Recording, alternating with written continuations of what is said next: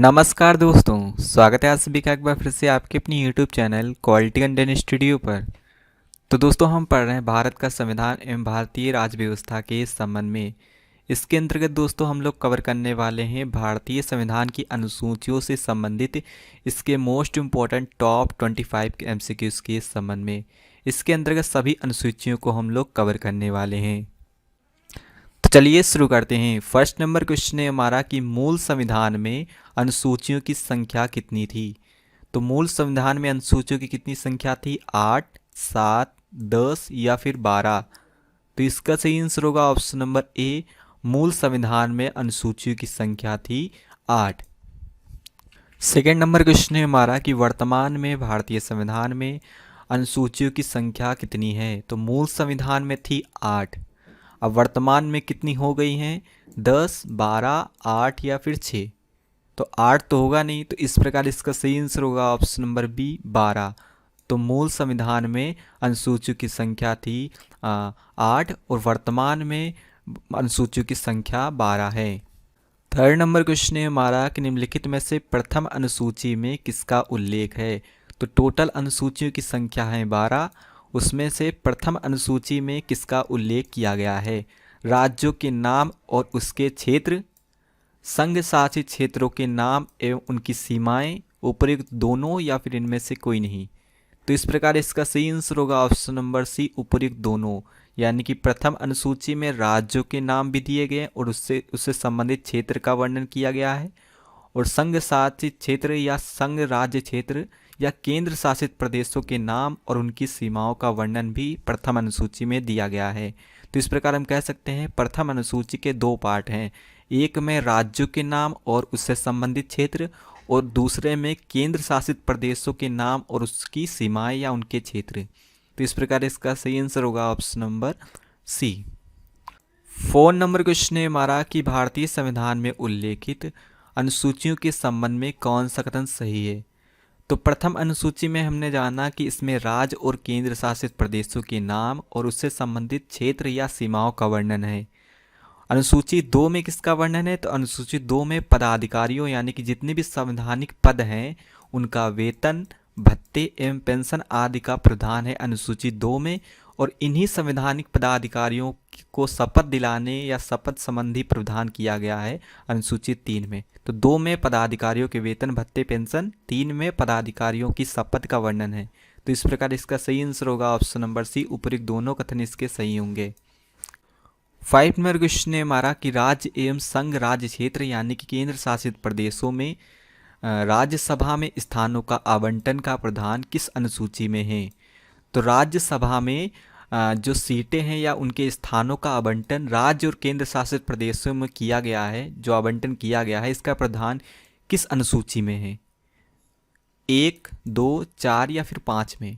तो इसका सही आंसर होगा ऑप्शन नंबर सी, अनुसूची 4 में। अनुसूची 1 में राज्य एवं केंद्र शासित प्रदेशों के नाम और उससे संबंधित सीमाएं, पदाधिकारियों के वेतन एवं उससे संबंधित पेंशन आदि का प्रावधान है अनुसूची 2 में, और अनुसूची 3 में पदाधिकारियों के शपथ संबंधी प्रावधान है। अनुसूची 4 में राज्यसभा में राज्यों एवं केंद्र शासित प्रदेशों में जो स्थानों का आवंटन का प्रावधान किया गया है। भारतीय संविधान में उल्लेखित अनुसूचियों के संबंध में कौन सा कथन सही है। तो SC/ST यानी अनुसूचित जाति एवं जनजाति के लिए प्रशासन एवं नियंत्रण का वर्णन किया गया है अनुसूची 5 में, और यही केवल असम, मेघालय, त्रिपुरा और मिजोरम, इन 4 राज्यों में अनुसूचित जनजाति यानी ST क्षेत्रों के प्रशासन का वर्णन किया गया है अनुसूची 6 में।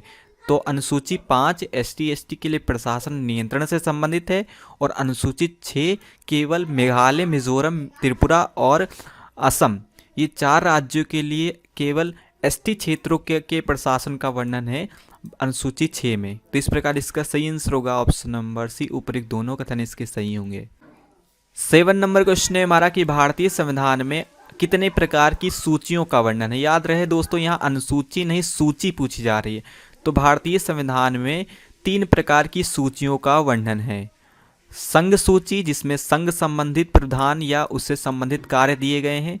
राज्य सूची यानी कि राज्य संबंधी प्रावधान या उससे संबंधित कार्य दिए गए हैं, और समवर्ती सूची में संघ और राज्य दोनों के कार्य दिए गए हैं। तो इस प्रकार इसका सही आंसर होगा ऑप्शन नंबर सी, उपरोक्त दोनों कथन इसके सही होंगे। 8 नंबर क्वेश्चन है हमारा कि भारतीय संविधान में 3 प्रकार की सूचियों का वर्णन है, इनका उल्लेख निम्न में से किस अनुसूची में है? अनुसूची 7, 8, 12 या अनुसूची 15 में? तो इसका सही आंसर होगा दोस्तों, सूचियों का वर्णन अनुसूची 7 में किया गया है, यानी कि तीनों सूचियों का वर्णन अनुसूची 7 में है। 9 नंबर क्वेश्चन है हमारा कि संविधान में उल्लेखित सूचियों के संबंध में कौन सा कथन सही है? तो सूचियों के संबंध में देखें तो भारतीय संविधान में कितनी प्रकार की सूचियां हैं? तो 3 प्रकार की, संघ सूची, राज्य सूची, समृद्धि सूची। संघ सूची में केंद्र सरकार से संबंधित कानून बनाए जाते हैं या उससे संबंधित कार्य किए जाते हैं। राज्य सूची में राज्य सरकार से संबंधित कानून बनाए जा सकते हैं या इससे संबंधित विषय दिए गए हैं राज्य सूची में। और समृद्धि सूची में दोनों के विषय दिए गए हैं, यानी कि केंद्र के भी राज्य से भी। राज्य और केंद्र दोनों इसमें कानून बना सकती है या इससे संबंधित प्रावधान कर सकती हैं। तो मूल संविधान में संघ सूची में कितने विषय थे, ये एग्जाम में पूछा जा सकता है। तो 97 विषय थे। इसी तरह राज्य सूची में 66 विषय थे और समृद्धि सूची में मूल संविधान में 47 विषय दिए गए थे। और अब इनकी संख्या घट बढ़ गई है, जैसे कि संघ सूची में जो विषयों की संख्या है वर्तमान में 100 है। 97 से 100 यानी कि 3 विषय बढ़ चुके हैं। राज्य सूची में 5 विषय घटे हैं, यानी कि इसमें 61 विषय हैं वर्तमान में। और समृद्धि सूची में 47 से लेकर अब वर्तमान में 52 हो गए हैं। तो याद रखना है कि मूल संविधान में संबंधित सूचियों से संबंधित कितने विषय रखे गए थे और वर्तमान में उन सूचियों में कितने विषय हैं। संघ सूची में केंद्र सरकार से संबंधित है, राज्य सूची राज्य से संबंधित है और समृद्धि सूची संघ और राज्य दोनों से संबंधित है, जो कि हम पहले भी डिस्कस कर चुके हैं। इनका वर्णन किस अनुसूची में है? तो अनुसूची 7 में है। तो इस प्रकार इसका सही आंसर होगा ऑप्शन नंबर जी, उपरोक्त सभी कथन इसके सही होंगे। 10 नंबर क्वेश्चन है हमारा कि भारतीय संविधान में निम्न में से किस अनुसूची में राजभाषा या भाषाओं का उल्लेख है? अनुसूची 6, 7, 8 या फिर अनुसूची 9 में? तो भाषाओं का वर्णन है ऑप्शन नंबर सी, अनुसूची 8 में। अनुसूची 7 में सूचियों का वर्णन था, जिसमें 3 प्रकार की सूचियां दी गई थी। 11 नंबर क्वेश्चन है हमारा कि मूल संविधान में अनुसूची 8 के अंतर्गत कितनी भाषाएं रखी गई हैं? तो इसका सही आंसर होगा ऑप्शन नंबर सी, 14 भाषाएं। यानी कि मूल संविधान में अनुसूची 8 में 14 भाषाएं थी जिन्हें राष्ट्रीय मान्यता या संवैधानिक मान्यता प्राप्त थी। 12 नंबर क्वेश्चन है हमारा कि वर्तमान में कितनी भाषाओं को संविधान द्वारा मान्यता प्राप्त है? तो मूल संविधान में कितनी भाषाएं दी गई थी जिन्हें संवैधानिक मान्यता प्राप्त थी? तो 14 भाषाएं। वर्तमान में कितनी हो गई हैं? तो इस प्रकार इसका सही आंसर होगा ऑप्शन नंबर सी, 22 भाषाएं हैं वर्तमान में अनुसूची 8 में जिन्हें संविधान द्वारा मान्यता प्राप्त है। 13 नंबर क्वेश्चन है हमारा कि भारतीय संविधान में उल्लेखित अनुसूची 8 के संबंध में कौन सा कथन सही है? तो जैसा कि हमने जाना कि भाषाओं का उल्लेख अनुसूची 8 में है। मूल संविधान द्वारा मान्यता प्राप्त भाषाएं कितनी थी? 14। वर्तमान में इनकी संख्या है 22। तो इस प्रकार इसका सही आंसर होगा ऑप्शन नंबर सी, उपयुक्त दोनों कथन इसके सही होंगे। 14 नंबर क्वेश्चन है हमारा कि निम्नलिखित में से किस संविधान संशोधन के तहत सिंधी भाषा को संविधान द्वारा मान्यता दी गई है? तो जैसा कि हम लोग जानते हैं कि मूल संविधान में टोटल कितनी भाषाओं को मान्यता दी गई थी अनुसूची 8 के अंतर्गत? तो 14 भाषाओं को। और वर्तमान में कितनी है? 22। तो यानी हम कह सकते हैं कि 8 भाषाएं एक्स्ट्रा इसमें जोड़ी गई हैं। तो 8 भाषाएं ये किन किन संविधान संशोधन के तहत जोड़ी गई हैं? अक्सर इससे संबंधित एग्जाम में क्वेश्चन पूछा जाता है। तो जिसमें कि एक है सिंधी भाषा। ये पहली भाषा है जो संविधान संशोधन के तहत अनुसूची 8 में जोड़ी गई थी। 42वें संविधान संशोधन 1976 के तहत, 44वें संविधान संशोधन 1978 के तहत, 21वें संविधान संशोधन 1967 के तहत या 71वें संविधान संशोधन 1992 के तहत। तो इसका सही आंसर होगा दोस्तों ऑप्शन नंबर सी, 21वें संविधान संशोधन 1967 के तहत सिंधी भाषा को संविधान द्वारा मान्यता प्राप्त की गई थी। 15 नंबर क्वेश्चन है हमारा कि 71वें संविधान संशोधन 1992 के तहत भारतीय संविधान में किन भाषाओं को संविधान द्वारा मान्यता दी गई? तो किसवा संविधान संशोधन हुआ था, जो हुआ था 1967 ईस्वी में। इसके तहत सिंधी भाषा को भारतीय संविधान में जोड़ा गया था। अब इसके बाद होता है 71वां, यानी कि टोटल 50 संशोधन का डिफरेंस है। इस संविधान संशोधन के तहत कोंकणी, मणिपुरी और नेपाली, ये 3 महत्वपूर्ण भाषाएं हैं जो आपको याद रखनी होंगी। ये तीनों भाषाएं जोड़ी गई थी, तो इस प्रकार इसका सही आंसर होगा ऑप्शन नंबर डी, उपयुक्त सभी भाषाएं इसके तहत जोड़ी गई। किस संविधान संशोधन के तहत? तो 71वें संविधान संशोधन के तहत। 21वें के तहत जोड़ा गया था सिंधी भाषा को। 16 नंबर क्वेश्चन ने हमारा कि 92वें संविधान संशोधन 2003 के तहत किन भाषाओं को संविधान द्वारा मान्यता दी गई? तो जैसा कि हमने जाना है कि 21वें संविधान संशोधन के तहत सिंधी भाषा को मान्यता दी गई और 71वें संविधान संशोधन के तहत 3 भाषाएं जिसमें कि कोंकणी, मणिपुरी और नेपाली भाषा को मान्यता दी गई। अब बची शेष 4 भाषाएं, उसे 92वें संविधान संशोधन 2003 के तहत मान्यता दी जाएगी। वो 4 भाषाएं कौन सी हैं? तो बोडो, डोगरी, मैथिली और संथाली, ये 4 भाषाएं हैं। तो इस प्रकार इसका सही आंसर होगा ऑप्शन नंबर ई, उपयुक्त सभी भाषाएं 92वें संविधान संशोधन 2003 के तहत जोड़ी गई थी। इन 4 भाषाओं को दोस्तों आप इस ट्रिक से याद रख सकते हैं कि बूढ़ी डोगरी के पास थैली है और थाली है। तो बूढ़ी डोगरी के पास थैली और थाली, बूढ़ी यानी कि बोडो, डोगरी यानी कि डोगरी और थैली यानी मैथिली और थाली यानी कि संथाली। तो इस प्रकार आपको इस तरह याद हो सकता है। 17 नंबर क्वेश्चन है हमारा कि वर्तमान में अनुसूची 8 में उल्लेखित भाषाओं से संबंधित संशोधन के संबंध में कौन सा कथन सही है? तो जैसा कि हमने बताया था कि मूल संविधान में 14 भाषाएं थी अनुसूची 8 के अंतर्गत। अब वर्तमान में 22 हो गई हैं, तो इसमें जितनी भी बड़ी भाषाएं हैं, आगे शेष भाषाएं कितनी बढ़ी हैं? तो 8 भाषाएं बढ़ी हैं। तो किस संविधान संशोधन के तहत ये बढ़ाई गई हैं? तो ये जानने का आइए प्रयास करते हैं। तो मूल संविधान में भाषाओं की संख्या थी कितनी? 14, बची 8 भाषाएं, टोटल मिलाकर हो जाएंगी 22। तो सिंधी भाषा को 21वें संविधान संशोधन 1967 के तहत जोड़ा गया। कोंकणी, मणिपुरी और नेपाली भाषा को 71वें संविधान संशोधन 1992 के तहत जोड़ा गया। और बोडो, डोगरी, मैथिली और संथाली यानी कि बूढ़ी डोगरी के पास थैली और थाली, ये 4 भाषाएं जोड़ी गई 92वें संविधान संशोधन 2003 के तहत। वर्तमान में संविधान द्वारा मान्यता प्राप्त भाषाएं कितनी हैं? टोटल 22। तो इस प्रकार इसका सही आंसर होगा ऑप्शन नंबर एफ, उपयुक्त सभी कथन इसके सही होंगे। तो उम्मीद है दोस्तों इन भाषाओं से संबंधित क्वेश्चन आपको क्लियर हो गए होंगे। 18 नंबर क्वेश्चन है हमारा कि किस संविधान संशोधन के तहत भारतीय संविधान में नवी अनुसूची जोड़ी गई थी? तो जैसा कि हम लोग जानते हैं, अभी हमने भाषाओं के संबंध में जाना, और उसी तरह अनुसूचियाँ मूल संविधान में कितनी थी? तो 8 थी। वर्तमान में कितनी है? 12। तो इसमें 8 से लेकर 12 यानी कि 4 अनुसूचियाँ एक्स्ट्रा इसमें जोड़ी गई। किस संविधान संशोधन के तहत जोड़ी गई? ये एग्जाम में पूछा जाता है। तो नवी अनुसूची किस संविधान संशोधन के तहत जोड़ी गई? तो पहला संविधान संशोधन हुआ था 1951 में। इस संविधान संशोधन के तहत ही पहली यानी कि नवी अनुसूची जोड़ी गई थी। 19 नंबर क्वेश्चन है हमारा कि अनुसूची 9 के संबंध में कौन सा कथन सही है? तो अनुसूची 9 को 1वें संविधान संशोधन 1951 के तहत जोड़ा गया है। इसमें किसका प्रावधान था? तो इसमें भूमि सुधार संबंधित प्रावधान किया गया था। तो नवी अनुसूची भूमि सुधार से संबंधित है, ये भी पॉइंट याद रखना है। तो इस प्रकार इसका सही आंसर होगा ऑप्शन नंबर सी, उपयुक्त दोनों कथन इसके सही हैं। 20 नंबर क्वेश्चन है हमारा कि अनुसूची 10 के संबंध में कौन सा कथन सही है? तो अनुसूची 9 के संबंध में हमने जाना कि इसे पहले संविधान संशोधन के तहत 1951 में जोड़ा गया था। इसमें भूमि सुधार से संबंधित प्रावधान किए गए थे। अब 10वीं अनुसूची को 52वें संविधान संशोधन के तहत जोड़ा जाएगा 1985 में। इसमें किससे संबंधित कानून या संबंधित प्रावधान थे? दल बदल कानून से संबंधित प्रावधान किए गए थे।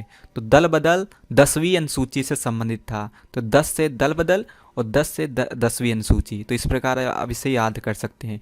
तो इस प्रकार इसका सही आंसर हो जाएगा ऑप्शन नंबर सी, उपयुक्त दोनों कथन इसके सही होंगे। 21 नंबर क्वेश्चन है हमारा कि अनुसूची 11 के संबंध में कौन सा कथन सही है? अनुसूची 11 73वें संविधान संशोधन 1992 के तहत जोड़ी गई, ये ऑप्शन सही है। या ग्राम पंचायतों के गठन से संबंधित है, ये भी ऑप्शन सही है। इसमें ग्राम पंचायतों के 19 कार्यों का उल्लेख है, ये भी ऑप्शन सही है। तो इस प्रकार इसका सही आंसर होगा ऑप्शन नंबर डी। उपरोक्त सभी कथन इसके सही होंगे। 22 नंबर क्वेश्चन है हमारा कि अनुसूची 12 के संबंध में कौन सा कथन सही है। अनुसूची 12 को 74वें संविधान संशोधन 1992 के तहत जोड़ा गया, ये ऑप्शन सही है।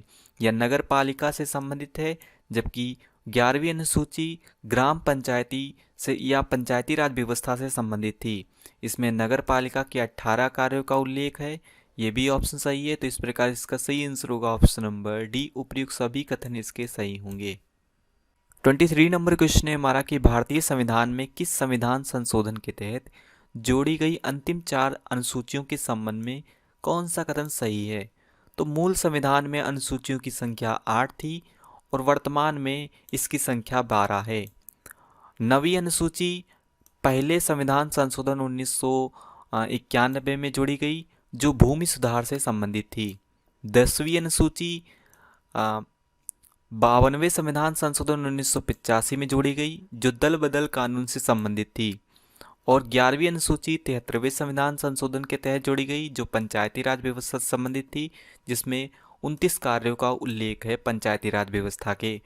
और 12वीं अनुसूची 74वें संविधान संशोधन 1992 के तहत जोड़ी गई, जो नगर पालिका से संबंधित है, और इसमें नगर पालिका के 18 कार्य उल्लेखित हैं। तो इस प्रकार इसका सही आंसर होगा ऑप्शन नंबर एफ। उपर्युक्त सभी कथन सही हैं। 24 नंबर क्वेश्चन है हमारा कि निम्नलिखित में से किस अनुसूची में दल बदल कानून का उल्लेख है। तो इस प्रकार इसका सही आंसर होगा ऑप्शन नंबर सी। 10वीं अनुसूची 1985 में जोड़ी गई, इसके तहत दल बदल कानून की व्यवस्था की गई। नेक्स्ट एंड लास्ट क्वेश्चन है हमारा कि भारतीय संविधान में उल्लेखित अनुसूचियों के संबंध में कौन सा कथन सही है। जैसा कि हम लोग जानते हैं कि मूल संविधान में टोटल 8 अनुसूचियाँ थी और वर्तमान में अनुसूचियों की संख्या 12 है। जैसा कि पहली अनुसूची में राज्यों एवं केंद्र शासित प्रदेशों के नाम एवं उनकी सीमाओं का वर्णन किया गया है, तो राज्यों की और केंद्र शासित प्रदेशों के नाम और सीमाएं प्रथम अनुसूची में दी गई हैं। दूसरी और तीसरी अनुसूची एक दूसरे से संबंधित हैं, इसलिए हम इसे जोड़कर पढ़ेंगे। जैसे कि दूसरी अनुसूची में पदाधिकारियों के वेतन और भत्ते और पेंशन का वर्णन दिया गया है, जबकि इन्हीं पदाधिकारियों का शपथ का वर्णन तीसरी अनुसूची में दिया गया है। तो दूसरी में पदाधिकारियों के वेतन भत्ते पेंशन और तीसरी अनुसूची में इनकी शपथ का वर्णन है। और चौथी अनुसूची में राज्यसभा के सीटों का वर्णन है। तो केंद्र शासित प्रदेशों और राज्यों में जो राज्यसभा सीटों का वर्णन किस अनुसूची में है, तो चौथी अनुसूची में है। इसी तरह 5वीं और 6ठी अनुसूची को भी हम एक साथ पढ़ेंगे। जैसे कि 5वीं अनुसूची में SC और ST यानी कि अनुसूचित जाति और जनजाति के प्रशासन और उनके नियंत्रण का प्रावधान किया गया है अनुसूची 5 में, जबकि 6ठी अनुसूची में केवल अनुसूचित जनजातियों यानी ST के प्रशासन का वर्णन किया गया है, वो भी 4 राज्यों में, जैसे कि असम, मेघालय, त्रिपुरा और मिजोरम। तो असम, मेघालय, त्रिपुरा, मिजोरम में अनुसूचित जनजातियों के क्षेत्रों के प्रशासन की बात किसमें की गई है, तो 6ठी अनुसूची में। और 5वीं अनुसूची में सभी अनुसूचित जनजाति और जाति दोनों के प्रशासन के और नियंत्रण की बात की गई है अनुसूची 5 में। इसी तरह अनुसूची 7 में संघ और राज्य और समृद्धि सूचियों का वर्णन है। तो सूचियों का वर्णन अनुसूची 7 में दिया गया है, जिसमें 3 अनुसूचियां हैं, संघ सूची, राज्य सूची और समृद्धि सूची। जिसमें संघ से संबंधित मामले होते हैं उसे संघ सूची कहते हैं, और राज्य से संबंधित मामलों में जो सूचियां होती हैं उसे राज्य सूची कहते हैं, और दोनों के मामले जिसमें होते हैं उसे समृद्धि सूची कहा जाता है। इसी तरह 8वीं अनुसूची में भाषाओं का वर्णन है, तो भाषाओं का वर्णन 8वीं अनुसूची में है। 9वीं अनुसूची जैसा कि हम लोग जानते हैं कि पहले संविधान संशोधन 1991 में जोड़ी गई थी, जो भूमि सुधार से संबंधित थी। 10वीं अनुसूची 52वें संविधान संशोधन 1985 में जोड़ी गई, जो दल बदल कानून से संबंधित थी। 11वीं अनुसूची 73वें संविधान संशोधन 1992 में जोड़ी गई, जो पंचायती राज व्यवस्था से संबंधित है। इसमें पंचायती राज व्यवस्था के 29 कार्य हैं और 12वीं अनुसूची 74वें संविधान संशोधन 1992 में जोड़ी गई, जो नगर पालिका से संबंधित है और इसमें नगर पालिका के 18 कार्य उल्लेखित हैं। तो इस प्रकार इसका सही आंसर होगा ऑप्शन नंबर एम। उपयुक्त सभी कथन अनुसूचियों के संबंध में सही हैं। सो दोस्तों आज के लिए इतना ही, मिलते हैं नेक्स्ट वीडियो में। तब तक take care and good bye.